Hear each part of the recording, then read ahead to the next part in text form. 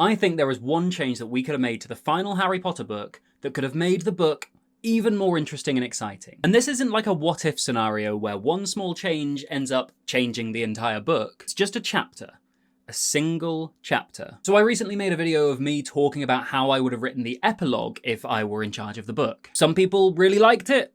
Other people, well, they thought I was an arrogant so-and-so who had the audacity of suggesting that I could do something better than the original. So in keeping with my arrogant so-and-so image, let me tell you about the chapter I would have written in the Deathly Hallows, which I think would have made the whole thing more interesting, more emotional, and far more impactful. So if you clicked on this video, or you're familiar with my channel at all, you are probably a big fan of Harry Potter, and so you probably know the Deathly Hallows book pretty well. On the off chance that you don't, we're probably going to have some spoilers. So in the Deathly Hallows, Harry, Ron, and Hermione, following the death of Dumbledore, are on a quest to find and destroy the Horcruxes that give Voldemort immortality. They break into the Ministry of Magic, they break into the Gringotts Bank, and it all ends with a huge battle at Hogwarts. During that battle, following Snape's death, Harry learns that he himself is a Horcrux, which means that just like the other Horcruxes, he must be destroyed in order for Voldemort to become mortal again, and ultimately make him defeatable. So Harry takes himself down to the Forbidden Forest during a break in the battle,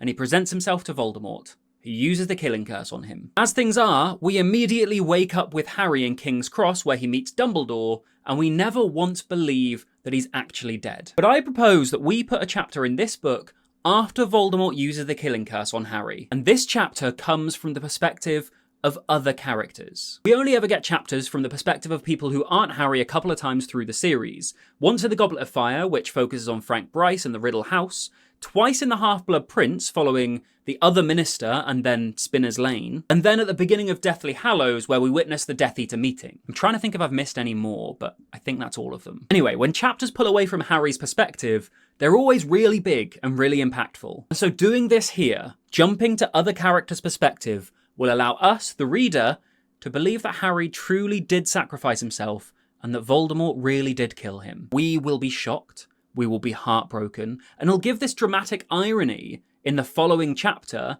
if it jumps to the perspective of Ginny or Neville or Hermione, because we as the audience will know that Harry has been killed and we'll be waiting for them to find out. I think it's a cool idea for a chapter, so let me talk you through how I think the chapter could play out. So I think the natural perspective to jump to first is Hagrid, since he witnesses Harry dying. He's there in the forest with him when it all goes down. We'd open the chapter talking about how Hagrid was knelt in the forest as the bright green light filled the air, and he'd be frozen in shock as he watches Harry's body crumble to the ground. And there would be this moment of pure, awful silence where even the Death Eaters don't make a sound. And Hagrid would be trying to figure out what was going on, and he'd sort of be numb to everything as he sees that Voldemort was also knocked down, and then Voldemort sends Narcissa over to Harry. Now, of course, in this scenario, Narcissa wouldn't explicitly be lying to Voldemort when she says that Harry is dead. Like, we, the reader, would think he was dead too, so when she confirms it, we wouldn't know if she was lying. And, you know, we can leave it up to everyone's imagination whether he's actually still breathing or his heart is beating and whether she's lying or not. But from the reader's perspective, Narcissa confirms he's dead, so we as readers, alongside Hagrid, whose perspective the story is now told from, believe he's dead. So when Narcissa tells Voldemort, yes, it's confirmed he is dead, Hagrid's mind goes somewhere else entirely. And his mind would race through all these memories. The first time he held Harry as a baby, wrapping him in blankets and taking him on that flying motorbike as they fled Godric's Hollow. That moment he broke down the door of that hut on the rock and told this skinny, underfed 11-year-old boy, "You're a wizard, Harry." The way he saw Harry's eyes light up the first time he saw Hogwarts. How he saw Harry take on the Hungarian Horntail. All of these memories flashing through his mind. And then he snaps back to the present and he sees Voldemort toying with Harry's corpse. And Hagrid naturally is going to want to stop him, so he shouts and he tries to get up. And that's where things get interesting, because Voldemort wouldn't want Hagrid to be defiant, so he'd hit him with a Cruciatus Curse, but here's the thing, Hagrid would barely feel it. This half-giant who's usually so sensitive, who cries over dragon eggs and injured hippogriffs, he doesn't even flinch at a Cruciatus Curse from one of the most powerful wizards of all time. And Hagrid's internal monologue would tell us that it's because his emotional pain is so much worse than anything physical Voldemort could inflict. But what Hagrid doesn't know, and what the reader doesn't know yet, is that this actually foreshadows something huge. Something Harry reveals to Voldemort in the final duel. Just like when Lily's sacrifice protected Harry as a baby, Harry sacrificing himself here in the forest is now protecting everybody at Hogwarts. Voldemort's magic isn't working properly, but nobody realizes it yet. So the Cruciatus Curse hitting Hagrid, but barely affecting him, is our first hint that this is the case. And this detail is going to become so important later in the final duel when Harry talks to Voldemort, tells him about Dumbledore's plan, about his own sacrifice, and reveals this is why none of Voldemort's spells are binding anymore. It's why after Harry sacrificed himself, he can't hurt anybody, because Harry willingly died to protect them all, including Hagrid in this moment. But finally, Hagrid would eventually get up. He'd start moving. Not because he's compelled from the pain of the curse, but because he doesn't want any of the Death Eaters going up to Harry instead. It has to be him. So Voldemort orders Hagrid to pick up Harry and carry him to the castle, and Hagrid does. So Hagrid walks over, his enormous body shaking with sobs, and he picks up Harry with the same gentleness he used when Harry was a baby. And he's ordered to carry Harry back to the castle, so Hagrid holds him close to his chest like he's trying to protect him even now, and he whispers things that nobody else can hear, telling Harry how proud of him he is, how brave he was, how he made all the difference. And the Death Eaters around him would be jeering and laughing as they march back through the forest. But Hagrid barely notices. He's in this bubble of grief, cradling Harry, telling him all the things he never got to say when Harry was alive. And I think this perspective is crucial to open this chapter for a few reasons. Firstly, I think it maintains a really great bookend to the series. You know, Hagrid carries Harry into the story in the first chapter of The Philosopher's Stone, and now he's carrying him one last time at the end of the Deathly Hallows. But as well as that, it also gives us this pure, unadulterated emotional reaction to Harry's death. Hagrid doesn't have any reason to be stoic or brave. He's just devastated, and we feel that as readers full force. And third, it secretly plants that seed for one of the biggest reveals in the final confrontation. That Harry's sacrifice is protecting everyone at Hogwarts, just like his mother's sacrifice protected him. And finally, I think starting with Hagrid creates this brutal transition away from Harry's perspective. For most of 7 books, we've been in Harry's head, and now suddenly, violently, we're pulled out of that. We are outside looking in, seeing his lifeless body through someone else's eyes, and it makes his death feel real in a way that just cutting to King's Cross wouldn't. And you know, the whole time Hagrid is walking, carrying Harry towards the castle, he's thinking, you know, this can't be happening. Not Harry, not James and Lily's little boy. And as readers, we're right there with him, thinking the exact same thing. And then we jump to Hermione's perspective, back up at the castle. And I think this will be a really powerful contrast from Hagrid, the raw, unfiltered grief, to Hermione's analytical mind. So we'd find her in the Great Hall, surrounded by the injured and the dead, frantically looking around for Harry, who she hasn't seen since the fighting paused. Ron is at her side, equally worried, but it's through Hermione's eyes that we experience this growing sense of dread. Because Hermione has spent 7 years figuring things out before anybody else. Now she's piecing together exactly what Harry has done. And so from her perspective, we would see her brilliant mind working through it all. The way Harry was acting strange after viewing Snape's memories. Although, actually, I think he only speaks to them after Snape's memories in the film. I don't think that's a book detail. No, so he sees and speaks to Neville, and then he sees Ginny from afar, but doesn't go up to her. So I guess Neville has told Hermione about that strange interaction that he had with Harry as Harry went out into the grounds and started heading towards the forest. And so she starts to piece it all together. How Harry disappeared after the break in fighting. Why Voldemort's voice has suddenly gone quiet after demanding Harry come and meet him. And the information from Neville that Harry said something strange about killing the snake while he headed towards the forest. She connects these dots with absolute horror, desperately trying to find another explanation. Because this is Hermione we're talking about, right? She's not someone who just accepts the worst case scenario, she's someone who tries to find solutions. But for once, her intelligence isn't a comfort, it's torture. Because the more she thinks about it, the more certain she becomes that Harry has gone to sacrifice himself. So Hermione would have this moment of frantically flipping through her mind library of spells and protective charms, trying to think of anything that could save somebody from the killing curse, and coming up empty, of course. There's nothing, right? Not even Hermione Granger, the brightest witch of her age, can think of a way out of this. And so as that dawns on her, we see brief flashes of memory from her, you know. Her and Harry in the library researching Nicholas Flamel, her helping Harry prepare for the Triwizard Tournament, Harry teaching Dumbledore's army, Harry giving her and Ron the Felix Felicis potion while keeping none for himself. All of these moments where Harry put everyone else first, which suddenly seemed to be foreshadowing for this final terrible sacrifice. And so here's what I think makes Hermione's perspective so important. We're seeing Harry's heroism through the eyes of the person who understands him the best. Not romantically like Ginny, and not with the unquestioning loyalty that Ron has, but with this clear-eyed understanding of exactly who Harry is and why he would make this choice. And then Hermione will be pulled from these memories of Harry as she hears something outside. The sound of Voldemort's magically amplified voice announcing that Harry Potter is dead. Ron from beside her would immediately deny it. He's lying, he has to be lying. But Hermione knows that it's true. She felt it coming before anybody else. But as they go outside, even knowing that it happened doesn't prepare her for the sight of Hagrid carrying Harry's body. And through her eyes, we see this horrible procession coming towards the castle. Voldemort leading, Death Eaters following, and Hagrid sobbing as he carries Harry. And Hermione, who has always been the voice of reason, completely breaks down. This isn't just losing her best friend, this is her watching the only hope they had walk dead in Hagrid's arms. Hermione is the girl who always had a plan, who always found a way out, but not this time.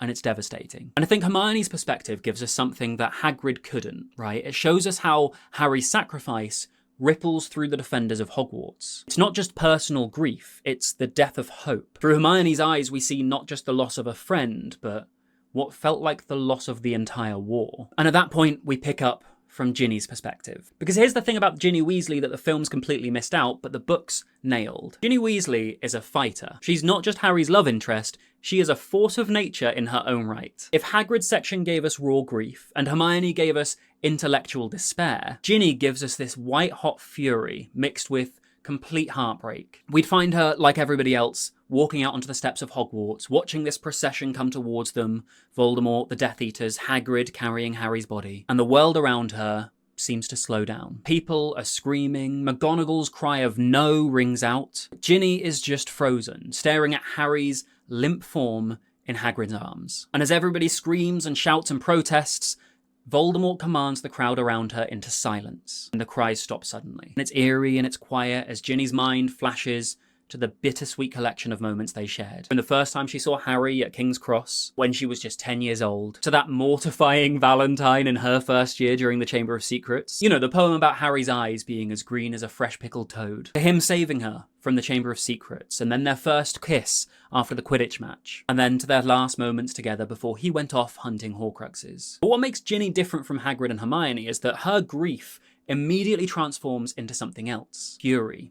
Determination, this absolute refusal to let Harry's death be in vain. Because Ginny Weasley spent her first year being possessed by Voldemort. She knows exactly what he is, what he does to people, how he twists and contorts and destroys. And she has spent every year since then fighting back in whatever way she can. And so at this point, Voldemort is monologuing, talking about how Harry was a coward, how he relied on the sacrifice of others to fight his battle for him. And as he speaks, the fury in Ginny builds. And we'd see her hand tighten on her wand, and we'd feel her thinking, calculating, looking for a moment to strike. Not because she thinks she can win, but because she refuses to just give in. And as she's sort of second-guessing herself, that energy is sort of matched by her brother, Ron, who shouts that Harry beat Voldemort, and that shout breaks the curse that commanded them all to be silent. And that act of rebellion fires Ginny up more. But among all that, there's this other layer, right? In the midst of her rage, there's this crushing realization that all those dreams she barely let herself think about,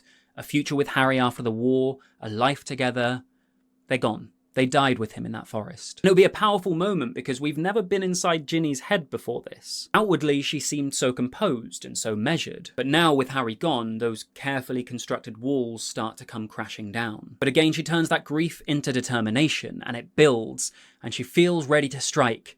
And then we have this small, crucial detail where she feels her father's hand on her shoulder, comforting her, letting her know he's there, but also physically restraining her. Because Arthur Weasley knows his daughter well enough to see that she is about to charge at Voldemort, wand blazing, consequences be damned. But Arthur has lost one child already today, and he's not going to let himself lose another, so he holds her back until the moment passes. And I think this perspective is essential, because it shows us something neither Hagrid nor Hermione could. Sure, the specific side of the grief from Harry's love interest, but more importantly, the raw defiance that Harry inspired in people. Through Ginny's eyes, we see that even facing absolute defeat, the will to fight remains. And I think it creates this perfect thematic echo. Harry fell in love with Ginny because of her fierce independence and her refusal to be sidelined. And now, even with him gone, those same qualities are driving her to continue his fight. And for readers, this is going to hit differently than Hagrid's sorrow or Hermione's despair, because Ginny's response is active rather than passive. It's the first hint that even with Harry gone,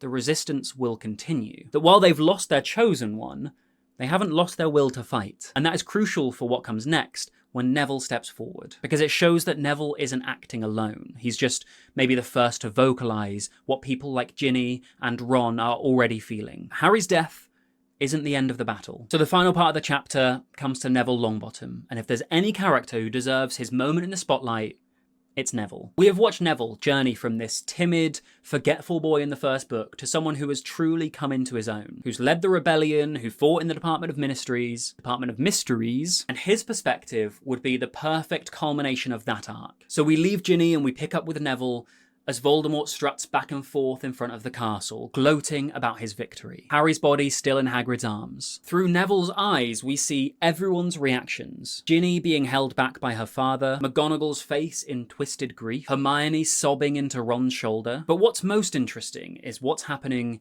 in Neville's head. Because while everybody else is in this chaotic, grief-stricken moment, Neville is having this moment of absolute clarity. See, Neville has always lived in the shadow of what happened to his parents, these two incredible auras who defied Voldemort until Bellatrix Lestrange tortured them into insanity. And Neville has spent his whole life trying to live up to their legacy, feeling like, and his grandmother constantly reminding him, that he was never quite good enough to be compared to his parents, to maintain their legacy. But now, looking at Harry's body, something shifts in Neville. There's this realization that it doesn't matter if he's the chosen one or not. It doesn't matter if he's as naturally talented as Harry or as brave as his parents. What matters is standing up for what's right, even when it seems hopeless. And he'd think back to Harry teaching him in Dumbledore's army, patiently showing him how to cast a proper stunning spell, the way that Harry never treated him as though he was lesser, even when everybody else did. And so we get this powerful internal monologue where Neville remembers that Harry believed in him even when no one else did.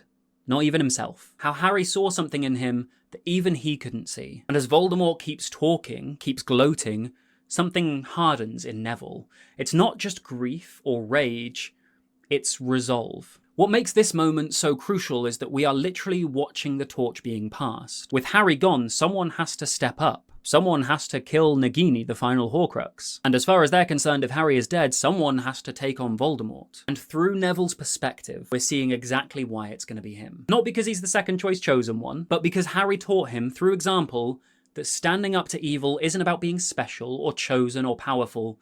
It's about being willing to take a stand, regardless of the cost. And so as Voldemort offers the survivors a chance to join him, we'd feel Neville's disgust. The very idea that he would betray everything Harry stood for, everything his parents suffered for, unthinkable to Neville. And so he steps up and Voldemort calls him forward, pure blood Neville Longbottom, and there's this moment where Neville hesitates. Not out of fear, but because he's making a choice, a conscious, deliberate choice to step into a role he never thought he'd have to fill. And as he walks forward, limping from his injuries, he passes Ginny, and their eyes meet. There's this wordless understanding between them, that they will both keep fighting no matter what. And so as Neville steps forward, Voldemort asks him if he'd like to join the Death Eaters. And Neville feels this strange calm settle over him, because for the first time in his life, Neville knows exactly who he is and what he stands for. And they have their exchange as it happens in the book. And Neville looks directly at Voldemort and says with absolute conviction, "I will join you when hell freezes over." And in this moment, it doesn't matter that Harry's gone. It doesn't matter that they are outnumbered. What matters is that Neville Longbottom, once